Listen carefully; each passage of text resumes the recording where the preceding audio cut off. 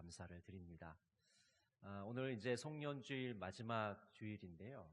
올 한 해 우리를 지켜주신 하나님께 감사하는 시간을 가졌으면 좋겠습니다. 우리 하나님 감사합니다. 한번 외쳐볼까요? 하나님 감사합니다. 또 감사한 분들이 있죠. 우리 옆에 함께 예배드리는 우리 예배자들 함께 인사 한번 나누겠습니다. 감사합니다. 성도님, 집사님. 네, 한 해를 되돌아보면 참 감사한 분들이 많은 것 같습니다. 지난 한 해 우리는 어떤 길을 걸어왔을까요? 하나님이 기뻐하시는 길을 걸어왔을까요? 지난 시간들을 우리가 되돌아보면 참 부족함이 많았음을 고백할 수밖에 없습니다. 정말 하나님이 기뻐하시는 길을 걷지 못했구나. 참 많이 부족하고 실수가 많았구나. 우리 마음속에 후회가 가득할 것입니다. 최근에 한 영상을 보니까요. 한 외국 남성이 술에 취해서 비틀거리면서 이 지하철 승강장을 위험하게 걷고 있었습니다. 우리나라에는 이제 모든 지하철역에 이제 스크린 도어가 있는데 외국에는 스크린 도어가 별로 없는 것 같아요. 그래서 아니나 다를까 이 술 취한 남성이 이렇게 비틀거리다가 그만 선로에 빠지게 됩니다. 마침 비번이던 여성 경찰이 그 자리에 있어서 직원들과 함께 그 술 취한 남성을 구조해서 살아나게 되는 그런 내용입니다. 길을 잘못 가게 되면 그냥 잘못 가는 것으로 끝나는 것이 아니라 위험에도 빠질 수가 있다는 것이죠. 한 여행자가 낯선 도시를 걷고 있었습니다. 지도도 보지 않고 많은 사람들이 가는 곳에 내가 가면 되겠지라고 막연하게 생각하고 많은 사람들의 뒤를 따라갔습니다. 그러다 보니까 점점 낯선 풍경이 펼쳐지게 되고 목적지와 멀어지게 되었습니다. 그제서야 이 여행자는 자신이 잘못 가고 있다는 것을 깨닫게 되었고 안내판을 다시 확인하게 되었습니다. 점점 목적지와 정반대로 가고 있었던 것이죠. 중요한 것이 속도가 아니라 방향이라는 것을 깨닫게 되었습니다. 여러분, 잘못된 방향으로 계속 가게 되면 목적지와는 점점 멀어지게 되고 가속도가 붙게 되는 것이죠. 그래서 우리가 새해를 바라보면서 어떤 방향으로 나가야 될지를 생각해 보아야 합니다. 이 마지막 주일에 밝아오는 새해를 우리가 맞이하면서 정말 올바른 길, 새로운 방향을 설정해 나가기를 원하고 있습니다. 하나님께서는 새해에 우리에게 어떤 길을 걷기를 원하실까? 어떤 방향으로 가리키고 계실까? 오늘 말씀을 통해서 하나님의 길을, 주님의 길을 발견하시는 시간 되시기를 원합니다. 오늘 본문에 보면 미가 예언자가 등장을 합니다. 이 미가 예언자는 아수르에 의해서 핍박과 고통을 받던 시기에 활동한 예언자입니다. 미가 예언자는 최초로 예루살렘의 멸망을 예언한 그런 예언자입니다. 하나님께 제물을 드리는 것보다 하나님의 그 인애와 공의 그리고 신앙을 중요시하게 여겼던 그런 예언자입니다. 미가 예언자는 하나님이 원하시는 것이 무엇인지를 백성들에게 알려주고 있습니다. 하나님이 찾으시는 길이 무엇인가를 알려주고 있었던 것이죠. 주님이 우리에게 걷기를 원하시는 길은 어떤 길일까요? 우리는 주님의 길을 걸어야 하는데 주님의 길은 과연 어떤 길일까요? 먼저 주님의 길은 말씀의 길입니다. 한번 따라해 보실까요? 주님의 길은 말씀의 길이다. 우리 미가서 4장 2절 천천히 한번 같이 읽겠습니다. 많은 이방 사람들이 가며 이르기를 오라 우리가 여호와의 산에 올라가서 야곱의 하나님의 전에 이르자. 그가 그의 도를 가지고 우리에게 가르치실 것이니라. 우리가 그의 길로 행하리라 하리니 이는 율법이 시온에서부터 나올 것이요 여호와의 말씀이 예루살렘에서부터 나올 것임이라. 종말에 이루어질 일들을 미가 예언자가 예언하고 있습니다. 종말에 이방 민족들이 예루살렘 성전으로 몰려들 것이다. 그리고 하나님의 도를 배우려 할 것이라고 말씀합니다. 이 하나님의 도는 바로 주님의 길을 걸어가는 것입니다. 주님의 길을 걷는다는 것은 율법과 말씀을 배우려고 하는 것입니다. 하나님의 말씀을 묵상하고 그 말씀대로 살아가려고 하는 것입니다. 하나님의 말씀을 배우고 실천하려는 것이 바로 주님의 길을 걸어가는 것입니다.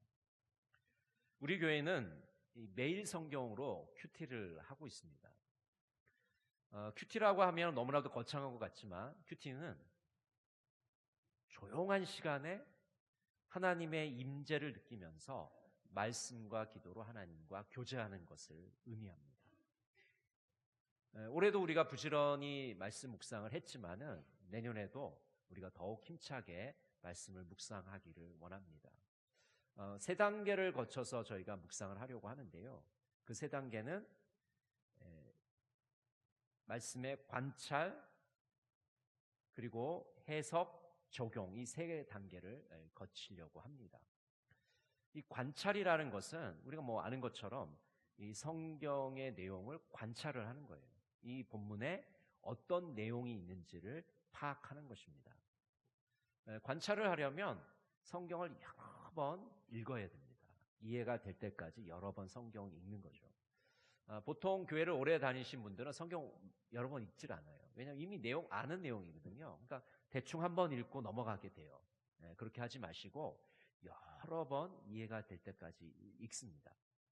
그러다 밑줄을 칠 수도 있고 동그라미를 그릴 수도 있겠죠. 여러 번 읽다 보면은 오늘 본문의 내용이 무엇인지가 파악이 되게 됩니다. 너무나도 친절하게 매일 성경에는 그날의 주제와 내용이 잘 요약이 돼 있어요. 그래서 여러분 그것을 잘 읽기만 하면 오늘 내용이 무엇인지를 알게 됩니다. 그래서 관찰을 좀 정확하게 하기 위해서는 내 말로 한 문장으로 이 내용을 정리해 보면 좋습니다. 오늘 본문의 내용이 어떤 내용인가를 자기 말로 한 문장으로 요약을 하는 거죠. 그래서 오늘 미가서 4장 1절 5절이라고 그러면 이방인들이 하나님께 예배를 드리려 오다. 그 앞에다가 종말이라는 걸 붙여서 종말에 이방인들이 하나님의 성전에 예배하러 오다. 이렇게 하면 하나의 내용이 되는 겁니다. 관찰이 된 거예요. 이제 관찰을 했으면 이제 해석을 해야 됩니다. 또 해석이라고 하니까 되게 거창한 것 같지만 오늘 이 매일 성경에서는 아주 친절하게 두 가지 질문을 통해서 해석을 하도록 합니다. 이 본문의 의미가 무엇이고 뜻이 무엇인지 알려주고 있습니다. 이 첫 번째 질문은 뭐냐면요. 하나님은 어떤 분이신가라는 질문이에요. 오늘 본문에 나타난 하나님은 어떤 분인가? 오늘 본문에서 하나님은 어떤 일을 하셨는지, 또 하나님은 어떤 뜻을 우리에게 말씀하고 계시는지, 또 본문에 나타난 하나님의 성품은 무엇인지를 보게 되는 거죠. 하나님은 어떤 분인가라는 질문을 통해서 오늘 본문에 나타난 의미를 우리가 알게 됩니다. 그리고 두 번째 질문은 나에게 주시는 교훈은 무엇입니까? 라는 질문이에요. 사실 우리가 올해 한 해 동안 매일 아침마다 새벽마다 묵상한 그런 말씀 내용 아니겠습니까? 나에게 주시는 교훈은 무엇인가? 하나님께서 지금 이 본문을 통해서 나에게 명령하시는 것이 있는가? 순종을 명하시는 것이 있는가? 아니면 내가 고백해야 될 죄가 있는가? 아니면 내가 붙잡아야 될 약속이 있는가? 하나님이 나에게 주시는 교훈을 질문하고 거기에 답을 하게 되면 오늘 본문에 해석을 하게 되는 것이죠. 이제 관찰을 하고 해석을 했으면 이제 적용을 해야 됩니다. 나의 삶에 적용을 해야 됩니다. 오늘 깨달은 말씀을 적용을 하려면 중요한 것이 실천 가능한 것부터 적용을 해야 됩니다. 현실적으로 실천이 불가능한 것을 적용해서는 안 돼요. 그러니까 예를 들어서 오늘 본문의 내용이 예를 들어서 서로 사랑하라는 내용이었다. 근데 실천을 이렇게 합니다. 적용을. 나 오늘 아프리카에 비행기를 타고 가서 아프리카의 불쌍한 사람들에게 선물을 나눠주겠다. 여러분 이게 실천 가능할까요? 가능하지 않을까요? 가능하다고 하는 분도 계시죠. 근데 가능하지 않겠죠. 오늘 내가 금방 어떻게 표를 끊어서 또 아프리카에 가서 또 선물을 나눠줄 수 있겠습니까? 내가 실천 가능한 것을 적용하는 거예요. 그리고 구체적으로 적용을 해야 됩니다. 언제, 어디서, 무엇을 할지를 적용해야 돼요. 우리가 적용을 할 때 굉장히 추상적으로 두루뭉술하게 적용할 때가 되게 많아요. 오늘 내가 열심히 사랑하겠습니다. 내가 오늘 사랑하며 하루를 보내겠습니다. 겉보기 듣기에는 그럴듯하지만은 사실은 잘못된 적용이에요.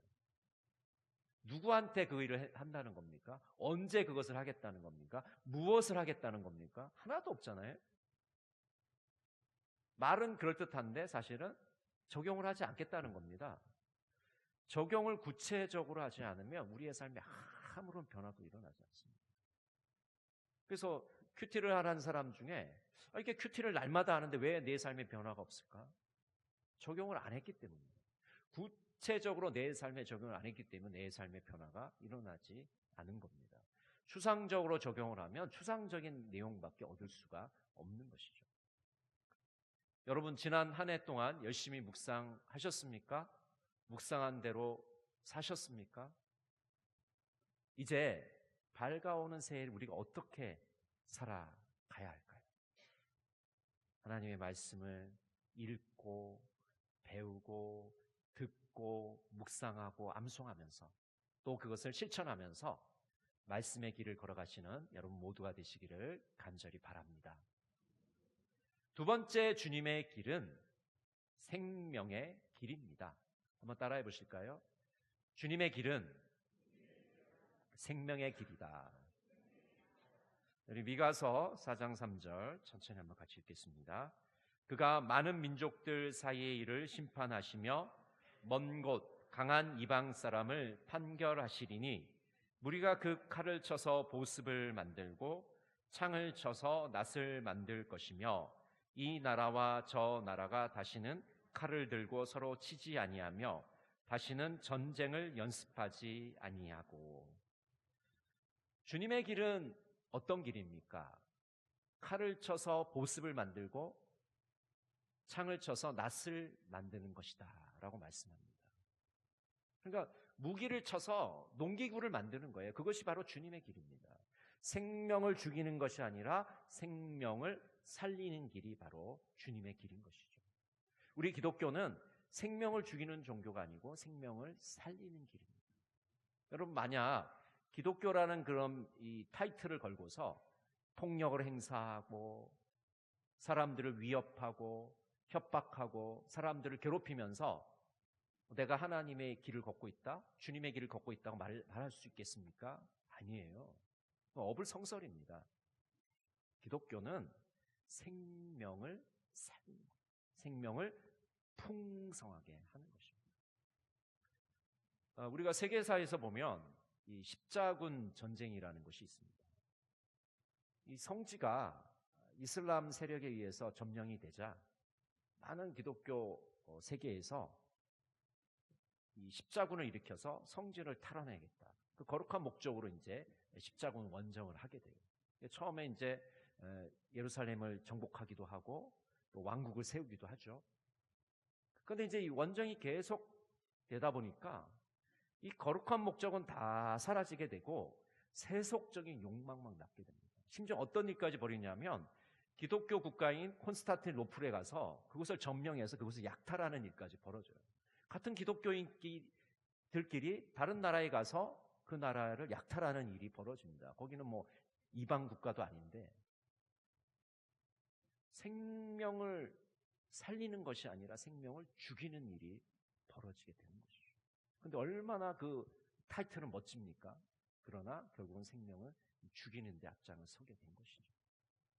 주님의 길을 걸어가는 자는 이 분쟁과 갈등을 해결하려고 노력을 하는 자입니다. 강자가 약자를 억압하지 않도록 힘을 써야 합니다. 그리스도인은 평화를 선택하고 평화를 심습니다. 피스메이커의 길을 걸어가야 합니다. 우리나라 속담에 싸움은 말리고 흥정은 붙이라는 속담이 있습니다. 여러분 얼마나 좋은 속담인지 모르겠어요. 싸움은 말려라. 여러분, 싸움이 붙었을 때 싸움을 부추기는 사람들이 있습니다. 기름을 붓는 사람들이 있습니다. 아니요, 그렇게 하면 안 됩니다. 싸움을 말려야 돼요. 분쟁을 끝내야 됩니다. 다툼을 종식시켜야 됩니다. 흥정을 붙여야 됩니다. 문제가 발생했을 때 대화와 협상을 통해서 그 문제를 지혜롭게 슬기롭게 해결해 나갈 수 있도록 노력을 해야 되는 거죠. 다툼과 경쟁에서 섬김과 살림으로 나아가야 합니다. 여러분, 우리나라 말에 이 살림이라는 것이 얼마나 좋은 말인지 모르겠습니다. 보통 우리가 살림이라는 것이 가정주부들이 식사를 준비한다든지 빨래를 한다든지 청소하는 것, 그런 거 우리가 살림이라고 그러지 않습니까? 살림을 한다. 근데 살림을 조금 더 자세히 들여다보면은 가족들이 안전한 환경에서 잘 지낼 수 있도록 환경을 만드는 게 살림이에요. 결국 우리 그리스도인들이 해야 될 일은 생명을 살리는 일, 살림을 해야 되는 겁니다. 다툼과 갈등을 해결하는 일, 용서와 화해에 이르도록 노력하는 길로 걸어가야 되는 것이죠. 생명을 살리려면 관계 회복이 되어야 합니다. 관계가 불편하면 생명을 살릴 수가 없습니다. 관계가 불편하면 생명이 쪼그라들고 위축되고 어렵게 됩니다. 여러분, 나라와 나라 사이의 관계가 불편하면 어떻게 됩니까? 전쟁이 일어나죠. 위기가 고조됩니다. 지역과 지역 사이의 갈등이 고조되면 어떻게 됩니까? 다툼과 분쟁이 일어나게 됩니다. 사람과 사람 사이에 관계가 불편하면 어떤 일이 벌어집니까? 서로 미워하고 증오하는 일들이 벌어지지 않습니까? 관계가 회복되어야만 우리가 평화로 나아갈 수가 있게 됩니다. 생명을 살릴 수 있게 됩니다. 생명을 풍성하게 만들 수가 있습니다.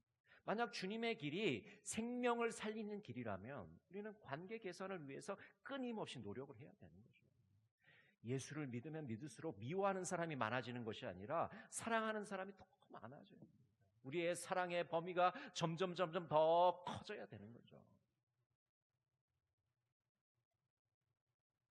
내년도 우리 통합교단의 총회 주제가 용서, 사랑의 시작입니다라는 주제를 가지고 있습니다. 한번 따라해 보실까요? 용서, 사랑의 시작입니다. 여러분, 사랑은 어떻게 시작될까요?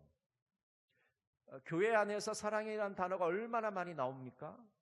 또 세상에서도 사랑이라는 단어가 엄청나게 많이 쓰이죠. 근데 용서하지 않으면 사랑은 시작되지 않습니다. 용서하지 않으면 사랑이란 단어는 그저 허공을 치는 메아리에 불과합니다. 아무런 힘이 없어요. 용서를 해야만 사랑이 시작되게 됩니다. 사랑이 진실로 힘을 갖게 되고 능력을 갖게 되는 것이죠. 그래서 우리 그리스도인들이 해야 될 일이 바로 용서와 화합의 앞장을 서야 합니다. 여러분, 주님의 길은 생명의 길입니다.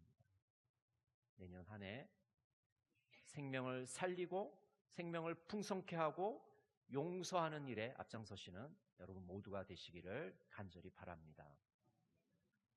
세 번째 주님의 길은 안식의 길입니다. 우리 미가서 4장 4절 같이 한번 읽어볼까요?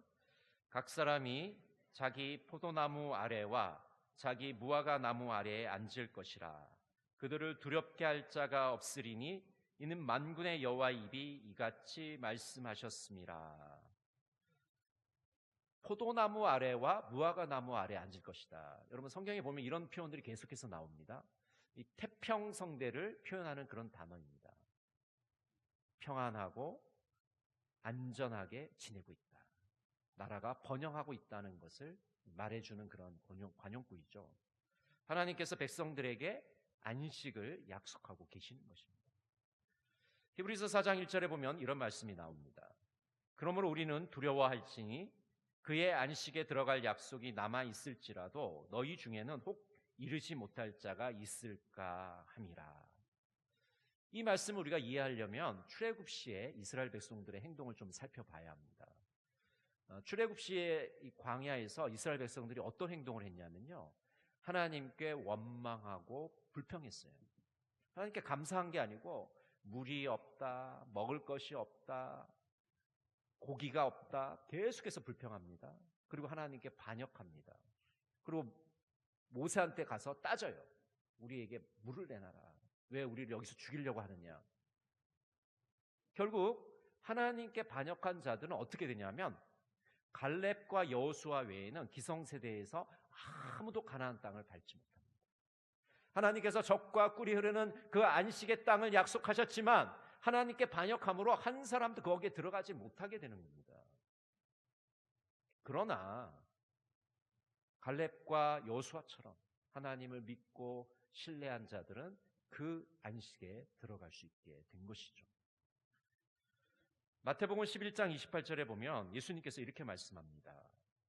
지치고 짐에 눌린 여러분, 다 나한테 오세요. 바로 내가 여러분을 쉬게 해 드릴게요. 예수님께서 우리를 진정한 쉼으로 초대하십니다. 안식으로 초대하고 계십니다. 주님의 길을 걸어가는 자들은 예수님께 안식을 약속받은 자들입니다. 안식을 누릴 수 있는 자들입니다. 그래서 주님께서는 이렇게 우리에게 말씀하시는 것이죠. 단 하나의 염려도 내 힘으로 해결하려 하지 말라. 그 하나도 너에겐 너무 많단다. 그 일은 나의 일, 오직 나의 일이다. 너의 일은 바로 내 안에서 쉬는 것이다. 여러분, 시시각각으로 우리에게 염려와 걱정이 얼마나 밀려 들어옵니까? 그러니까 우리는 계속해서 염려하고 걱정하고 근심하고 있습니다. 근데 예수님께서 뭐라고 말씀하시냐면 그 염려 너희 것 아니야. 그 걱정 네가 할 거 아니야. 네가 할 일이 딱 하나 있는데 그것은 염려와 걱정을 나에게 맡기고 내 안에서 쉬어라. 그럼 염려와 걱정을 주님께 맡기시기 바랍니다. 우리가 할 일은 걱정하고 염려하는 게 아니에요. 주님 안에서 쉬는 겁니다. 우리의 마음이 분주합니까? 걱정과 염려로 가득 차 있습니까? 예수 안에 쉬시기를 바랍니다. 예수님이 우리에게 주시는 그 영원한 안식을 누리시는 우리 동강의 모든 성도들이 되시기를 간절히 바랍니다. 정연복 시인은 송년기도에서 이렇게 기도하고 있습니다. 주님, 올 한 해도 정말 꿈결처럼 흘러갔습니다. 손살같이 흐르는 시간 속에 삶의 참된 의미를 묵상하게 하소서. 나는 어디에서 와서 어디로 가고 있는지 겸손히 헤아리게 하소서. 365날 동안 사랑의 키는 얼마나 자랐는지, 믿음의 뿌리는 얼마만큼 깊어졌는지, 소망의 탑은 얼마쯤 높아졌는지 조용히 살펴보게 하소서. 따뜻한 사랑과 보살핌과 격려를 보내준 많은 이들에게 감사하게 하소서. 잠시라도 미운 마음을 품었던 이들에게 진심 어린 사죄의 말을 전하게 하소서. 여러분, 한 해를 되돌아보면 어떠하셨습니까? 우리의 믿음이 성장했습니까? 우리에게 많은 고마운 일들을 해주신 분들에게 감사를 표시하셨습니까? 내 마음이 불편한 이들에게 용서를 전하셨습니까?